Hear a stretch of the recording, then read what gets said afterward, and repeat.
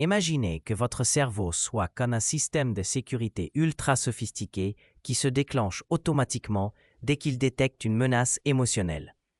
En ce moment même, sans que vous vous en rendiez compte, votre esprit utilise probablement l'un de ces 9 mécanismes de défense psychologique pour vous protéger. Mais voici le problème. Certains de ces mécanismes vous aident à survivre, tandis que d'autres sabotent littéralement votre bonheur et vos relations. Alors, lequel de ces 9 profils psychologiques vous correspond vraiment? Bonjour à tous et bienvenue sur cette nouvelle vidéo. Aujourd'hui, nous plongeons dans les profondeurs de la psychologie humaine pour explorer ces fascinants mécanismes de défense que nous utilisons tous, souvent sans même nous en apercevoir. Je vais vous présenter 9 types distincts et je parie que vous allez vous reconnaître dans au moins 3 d'entre eux. Restez jusqu'à la fin, car je révélerai quel mécanisme est considéré par les psychologues comme le plus destructeur et lequel pourrait transformer votre vie si vous apprenez à le maîtriser. Commençons par le premier mécanisme, le déni. Cette stratégie consiste à refuser catégoriquement d'accepter une réalité douloureuse ou menaçante. Vous connaissez sûrement quelqu'un qui continue à fumer tout en affirmant que le tabac n'est pas dangereux pour sa santé, ou cette personne qui nie avoir un problème d'alcool malgré les signaux d'alarme évidents. Le déni fonctionne comme un bouclier invisible qui filtre la réalité pour ne laisser passer que les informations supportables. Si vous vous surprenez souvent à dire « ce n'est pas si grave » face à des situations problématiques, ou si vos proches vous font remarquer que vous minimisez constamment les difficultés, vous utilisez probablement ce mécanisme plus que vous ne le pensez. Le deuxième mécanisme est la régression. Face au stress ou aux défis de la vie adulte, certaines personnes reviennent inconsciemment à des comportements ou des émotions de leur enfance. Cela peut se manifester par des colères disproportionnées, le besoin d'être constamment rassuré, ou encore adopter un langage et des attitudes puériles dans des situations de conflit. Une personne en régression pourrait se mettre à bouder comme un enfant de 5 ans lorsque les choses ne se tassent pas comme prévu au travail. Ce mécanisme révèle souvent un sentiment de vulnérabilité profond et un désir de retourner à une époque où quelqu'un d'autre prenait les décisions difficiles. Parlons maintenant de la projection, un mécanisme particulièrement fascinant. Ici, nous attribuons nos propres émotions, pensées ou défauts inacceptables à d'autres personnes. La personne jalouse accusera constamment son partenaire d'infidélité, ou celui qui a tendance à mentir soupçonnera tout le monde de malhonnêteté. C'est comme si notre esprit utilisait les autres comme des miroirs déformants pour éviter de confronter nos propres zones d'ombre. Si vous vous surprenez à critiquer vivement certains comportements chez autrui, demandez-vous si ces mêmes traits ne sommeillent pas quelque part en vous. Le quatrième mécanisme est la formation réactionnelle où nous développons des attitudes ou des comportements exactement opposés à nos véritables désirs ou impulsions. La personne qui ressent de la colère intense pourrait devenir excessivement gentille et accommodante. Ou encore, quelqu'un qui lutte contre ses propres désirs pourrait devenir un moraliste strict, prêchant avec véhémence contre les tentations qu'il ressent secrètement. Ce mécanisme crée souvent des personnalités qui semblent trop parfaites ou rigides dans leurs principes. Ensuite, nous avons la sublimation, considérée par beaucoup de psychologues comme le mécanisme de défense le plus constructif.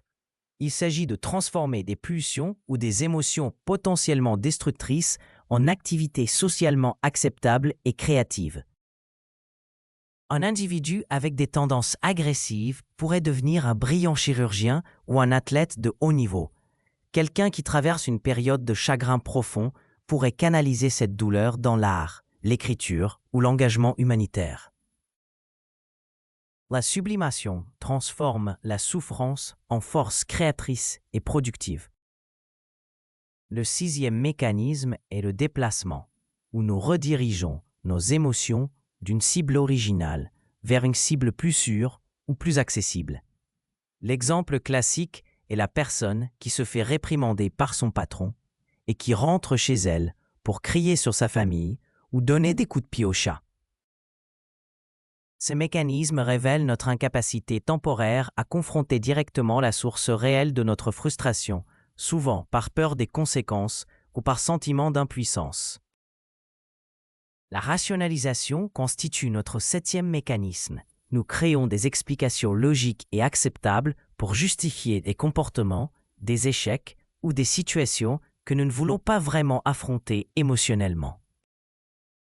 L'étudiant qui échoue à un examen dira que le professeur est injuste plutôt que d'admettre qu'il n'a pas suffisamment étudié. Ce mécanisme nous permet de préserver notre estime de soi en transformant nos faiblesses en circonstances extérieures défavorables. L'isolation affective représente le 8e mécanisme. Ça, c'est une situation traumatisante ou douloureuse, nous nous détachons complètement de nos émotions pour ne traiter que les aspects factuels et logiques. Une personne utilisant ce mécanisme pourrait décrire un événement tragique de sa vie avec un détachement troublant, comme s'il s'agissait de l'histoire de quelqu'un d'autre.